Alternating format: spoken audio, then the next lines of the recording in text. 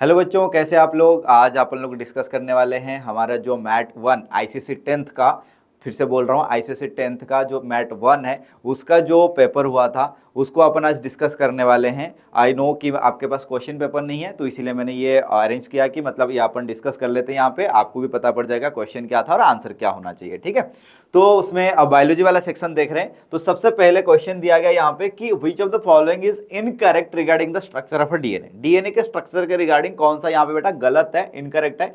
सबसे पहला दिया है nucleotide is composed of pentose sugar, nitrogenous bases and phosphate group. बेटा ये बिल्कुल सही है। ठीक है, ये आपका जो न्यूक्लियोटाइड्स होते हैं वो pentose sugar and nitrogenous bases and phosphate group से बने होते हैं, बिल्कुल सही स्टेटमेंट है। Arginine pairs with thiamine, guanine pairs with cytosine, मतलब बोल रहा है A binds with T, C binds with G, बिल्कुल सही स्टेटमेंट है। बट उसके बाद दिया गया थर्ड ऑप्शन में A is equal with T and C is equal with G. Equal नहीं है बेटा, यहाँ पे नंबर ऑफ हाइड्रोजन बॉन्ड है, तो नंबर ऑफ हाइड्रोजन बॉन्ड बेटा सी एंड जी के बीच में 3 होते हैं, तो इसलिए ये बेटा स्टेटमेंट बेटा क्या आपका ये गलत स्टेटमेंट है। ठीक है, नेक्स्ट स्टेटमेंट दिया गया है कि DNA strand winds around the nucleosome. बेटा न्यूक्लियोजोम के अराउंड डीएनए स्ट्रैंड वाइंड नहीं होता है, हिस्टोन के चारों तरफ लपेटता है। ठीक है, तो जिसके वजह से ये वाला स्टेटमेंट भी अपना हो जाती है गलत। नेक्स्ट आपका genes are the fundamental unit of DNA, बिल्कुल स्ट्रक्चरल यूनिट ऑफ आपका जो आपका डीएनए के जो स्ट्रक्चरल यूनिट्स हैं, जो न्यूक्लियोटाइड्स हैं, तो वो इसी न्यूक्लियोटाइड को लेके ही जीन बने होते हैं, तो इसीलिए हमारे यहाँ पे आंसर आने वाला है बेटा सी ऑप्शन आने वाला है बेटा। ठीक है, चलो नेक्स्ट क्वेश्चन देखते हैं। नेक्स्ट क्वेश्चन दिया गया है if you are provided with root tips of onion, onion का रूट टिप्स दिया गया in your class and asked to count the number of chromosomes in which stage you will count the number of chromosome. बेटा हमने पढ़ा हुआ है कि जो आपका प्रोफेज, मेटाफेज, एनाफेज, टेलोफेज, जो आपका माइटोसिस का 4 फेजेस हैं, उनमें मेटाफेज वाले स्टेज में बेटा क्रोमोसोम्स अलाइन होते हैं, और अलाइन जब हो जाएंगे तो उसी टाइम हमें काउंट करना आसान होता है। तो इस मेटाफेज आपका यहाँ पे आंसर आ जाएगा metaphase, that is the D answer. ठीक है, नेक्स्ट आपका दिया गया है select the correct statement about G1 phase. G1 phase हमने पढ़ा था सेल साइकिल सेल डिवीजन में, जो आपका इंटरफेज था बेटा, इंटरफेज के आपका क्या था बेटा G1 S G2 था, ये बेटा आपका सेल साइकिल था। ठीक है बेटा, ये आपका G1, this is S and this is G2 and this is M phase. ये बेटा जो G1 फेज था बेटा, यहाँ पे ये मेटाबॉलिकली एक्टिव होता था, ये आपका प्रोटीन सिंथेसिस करता था, हिस्टोन प्रोटीन। ठीक है, एटीपी का सिंथेसिस करेगा बेटा। ठीक है, तो कौन सा स्टेटमेंट आपका करेक्ट है G1 फेज के अकॉर्डिंग। सबसे पहले दिया गया है सेल इज मेटाबॉलिकली इनएक्टिव। बेटा ये गलत है, ये मेटाबॉलिकली क्या होता है बेटा, एक्टिव होता है यहाँ पे। ठीक है, DNA in the cell does not replicate, DNA का रेप्लिकेशन यहाँ पे नहीं होता है, बिल्कुल सही बात है, क्योंकि इस फेज में डीएनए का रेप्लिकेशन होगा, ये स्टेटमेंट सही है। आगे देख लेते हैं। It is not a phase of synthesis of macromolecule, नहीं मैक्रोमोलेक्यूल का सिंथेसिस यहाँ पे होती है, जो आपका हिस्टोन प्रोटीन का सिंथेसाइज किया जाता है। सेल स्टॉप्स ग्रोइंग, नहीं, सेल आपका ग्रोथ आपका बंद नहीं होता है, ग्रोथ होती रहती है, तो इसीलिए आंसर आपका बेटा क्या आ जाएगा, सेकंड ऑप्शन बी। नेक्स्ट आपका दिया गया सेंट्रोमियर। सेंट्रोमियर क्या होते हैं बेटा, सेंट्रोमियर आपका क्या होते हैं ना, आपका प्राइमरी कंस्ट्रिक्शन। अगर हम बात करें सेंट्रोमियर जो बेटा क्या होती है, primary constriction of the chromosome where the chromatids are linked. तो ये दोनों बेटा, ये क्या है क्रोमाटिड, ये सिंगल क्रोमाटिड है, ये और एक क्रोमाटिड है बेटा। ठीक है, ये दोनों क्रोमाटिड कहां पे जुड़े हुए हैं बेटा, सेंट्रोमियर के पास जुड़े हुए हैं। ठीक है, तो सेंट्रोमियर को डिफाइन कैसे करेंगे, this is the primary construction. तो it is a part of nucleus, nucleus का पार्ट नहीं है बेटा। It is a part of chromosome through which chromatids are linked, बिल्कुल सही है।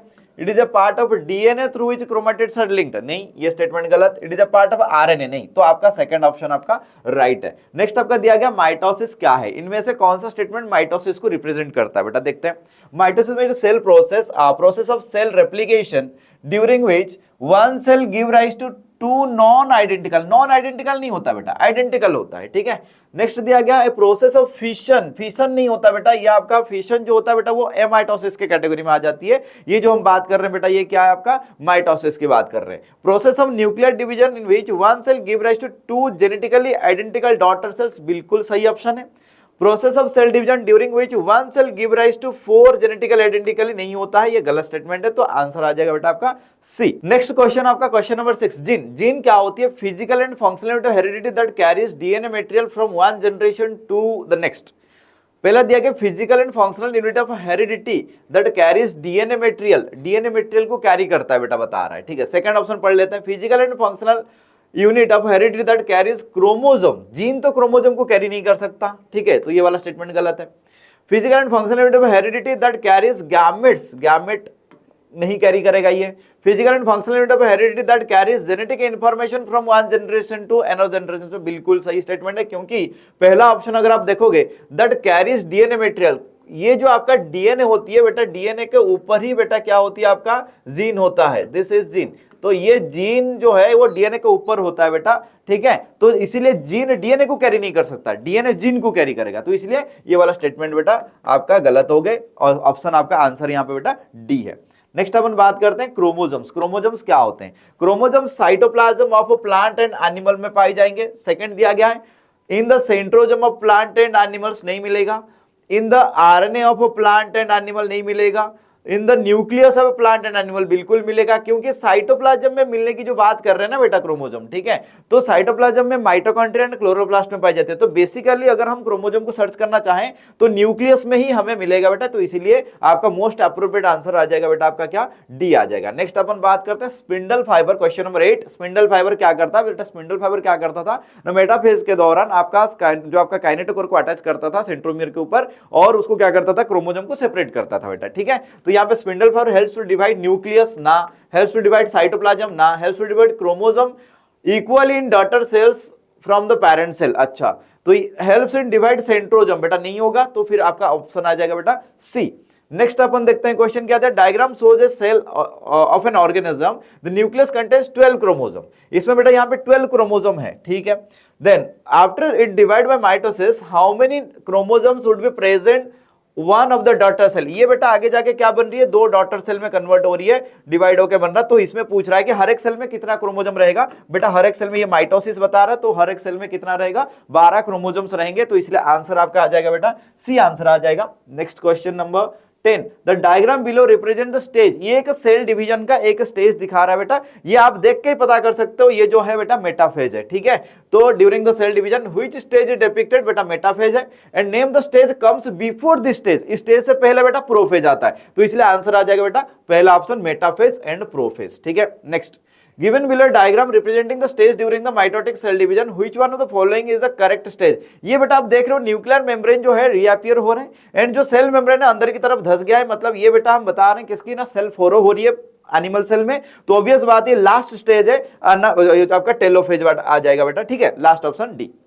Next, in the following diagram of section of DNA, DNA का एक बेटा सेक्शन दिया गया है, यहाँ पे थोड़ा दिख नहीं रहा है बेटा, ये गुआनाइन है, यहाँ पे एडेनाइन है, और यहाँ पे बेटा क्या है, गुआनाइन है, ठीक है। What is the labelled Q, ये जो क्यू यहाँ पे जो दिया गया है बेटा, फिर ये क्यू क्या होगा ना बेटा, क्यू क्या होगा। अगर यहाँ पे गुआनाइन है, मैंने आपको बताया था guanine bonded with cytosine and adenine get bonded with thymine, ठीक है बेटा। तो अगर यहाँ पे गुआनाइन है तो यहाँ पे बेटा क्या रहेगा, साइटोसाइन रहेगा। तो ऑप्शन आ जाएगा बेटा आपका क्या, बी आ जाएगा, ठीक है। नेक्स्ट क्वेश्चन बेटा, क्वेश्चन नंबर 13, बहुत बढ़िया क्वेश्चन है डीएनए के स्ट्रक्चर के ऊपर। In the diagram given below section of DNA दिया गया है। 2 components of the part x, ये जो एक्स पार्ट जो है ये इसके 2 कंपोनेंट बताइए। इसके 2 कंपोनेंट बेटा देखो, यहाँ पे तो ये नाइट्रोजनस बेसेस हैं जिसके बीच में हाइड्रोजन बॉन्ड आएगा। तो ये जो बैकबोन ऑफ डीएनए 2 चीजों से बना होता है, कौन सा ना, फॉस्फेट एंड आपका पेंटोस शुगर से बनी होती है। तो यहाँ पे आपका डीएनए है, तो डीएनए में जो पेंटोस शुगर रहेगा, डीऑक्सीराइबोस शुगर रहेगा बेटा, ठीक है। तो डीऑक्सीराइबोस शुगर रहेगा एंड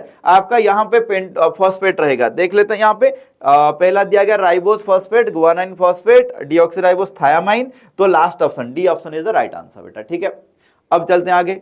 यहाँ पे क्वेश्चन में दिया गया है डायरेक्शन, आपको दिया गया क्वेश्चन नंबर 14 to 17 आपको सॉल्व करना है। उसके लिए क्वेश्चन नंबर 14, 15, 16, 17 में आपको यही चारों ऑप्शन से ही आपको ढूंढ के लगानी है, ठीक है। चलो, तो आपका पहला दिया गया ऑप्शन क्या है, if both assertion and reason are true. अगर दोनों असर्शन एंड रीजन यहाँ पे जो दिए गए अगर वो दोनों सही होंगे, एंड असर्शन जो दिया गया यहाँ पे reason is the correct explanation अगर होगा, ये जो रीजन दिया गया अगर ये इसका करेक्ट एक्सप्लेनेशन है तो ऑप्शन आप ए टिक करेंगे। अगर करेक्ट एक्सप्लेनेशन नहीं है तो बी टिक करेंगे। अगर मान लो कि असर्शन सही है एंड रीजन फॉल्स है तो फिर सी ऑप्शन रहेगी। असर्शन एंड रीजन दोनों फॉल्स हो जाएंगे तो हम डी ऑप्शन चूज करेंगे। तो चलो देखते हैं। G1 phase is the interval between mitosis and the initiation of DNA replication. अगर हम सेल साइकिल की बात करें तो बेटा यहाँ पे ये था एम फेज, ये बेटा था G1, ये था बेटा एस, ये था बेटा G2। तो अगर यहाँ पे क्वेश्चन में दे रहा है कि G1 फेज जो है, ये जो G1 फेज है, this is the interval between mitosis and initiation of mitosis यहाँ पे हो रही है एंड डीएनए का रेप्लिकेशन यहाँ पे हो रहा है, इनके बीच में गैप है, बिल्कुल सही है। This the cell is metabolically inactive during the G1 phase. बेटा इनएक्टिव नहीं होता, इस दौरान एक्टिव होता है। रीजन बेटा यहाँ पे गलत है, तो इसीलिए हमारा ऑप्शन यहाँ पे हो जाएगा बेटा सी। अगर आप देखोगे if assertion is true but reason is false, then choose option C. Next, every chromosome during metaphase has 2 chromatids। हर एक क्रोमोसोम में 2 क्रोमाटिड होंगे, कब ना आपका मेटाफेज के दौरान। बिल्कुल सही है, ट्रू है। Every chromosome during metaphase has 2 chromatid, सही है।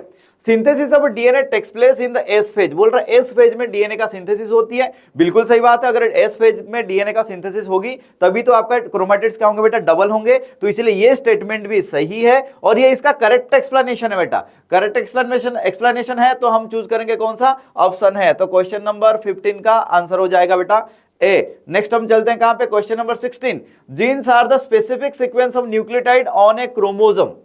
अच्छा चलो ठीक है, ये तो सही है, क्रोमोसोम के ऊपर होता है या डीएनए के ऊपर होता है, ठीक है। A nucleotide is made up of nitrogenous base, phosphate group and pentose sugar. जो आपका न्यूक्लियोटाइड है ये बनी होती है आपका नाइट्रोजनस बेस एंड आपका phosphate group and pentose sugar. अगर हम बात करें यहाँ पे तो ये बेटा भी आपका क्या है, ये आपका स्टेटमेंट बेटा क्या है, सही है, ठीक है। दोनों स्टेटमेंट सही है, बट ये जो न्यूक्लियोटाइड की बात कर रहा है, ठीक है, जिन साथ स्पेसिफिक सीक्वेंस ऑफ न्यूक्लियोटाइड, उसको बेटा यहाँ पे देखें तो न्यूक्लियोटाइड के बारे में दिया है, बट स्पेसिफिक सीक्वेंस क्यों है वो चीजें एक्सप्लेन नहीं कर रहा है बेटा, ठीक है। तो इसीलिए एक्सप्लेनेशन प्रॉपर नहीं है, तो इसलिए बेटा आंसर क्या आएगी, बी आ जाएगा। चलो आगे चलते हैं। The 2 strands in a double strand helix structure of DNA are complementary to each other। बिल्कुल सही है, जो 2 स्ट्रैंड होते हैं डीएनए के, एक दूसरे के क्या होते हैं बेटा, कंप्लीमेंट्री होते हैं, भाई सही बात है। Disulphide bond are formed between specific pairs of bases ना, यहां पे बेटा क्या होगा, हाइड्रोजन बॉन्ड होगा। एडेनाइन एंड थायामाइन के बीच में hydrogen bond and guanine and cytosine के बीच में हाइड्रोजन बॉन्ड। तो इसलिए बेटा ये तो सही है, ये गलत है, तो इसीलिए आपका आंसर आ जाएगा बेटा सी। असर्शन ट्रू है, रीजन फॉल्स है। Next, a pair of corresponding chromosomes of the same shape, size but one from each parent। बेटा जब 1 फ्रॉम ईच पेरेंट होती है, जो हर एक जोड़े जो क्रोमोसोम है उनमें से मैंने आपको बताया था, 1 is from your father and another 1 is from your mother, 1 is paternal and another 1 is maternal. तो इसी को अपन क्या कहेंगे बेटा, होमोलोगस क्रोमोसोम कहेंगे। आंसर होमोलोगस क्रोमोसोम है। The complex molecule consisting of DNA strand and a core of histone, ये आपका हिस्टोन रहेगा एंड डीएनए के स्ट्रैंड रहेगी बेटा, उसको हम क्या कहेंगे, न्यूक्लियोसोम कहेंगे कॉम्प्लेक्स स्ट्रक्चर को बेटा, ठीक है। तो इसका आंसर आ जाएगा बेटा, क्या आएगा, 4 आ जाएगा। तो अभी यहाँ पे आपका ये 20 के 20 क्वेश्चंस का मैंने आंसर आपको बता दिया, आप खुद देख सकते हैं, ठीक है। जहां पे अगर कुछ डाउट्स आता है तो आप कमेंट सेक्शन में कर सकते हो, और हमारे चैनल को लाइक एंड सब्सक्राइब करो। एंड थैंक यू, जय हिंद, जय भारत।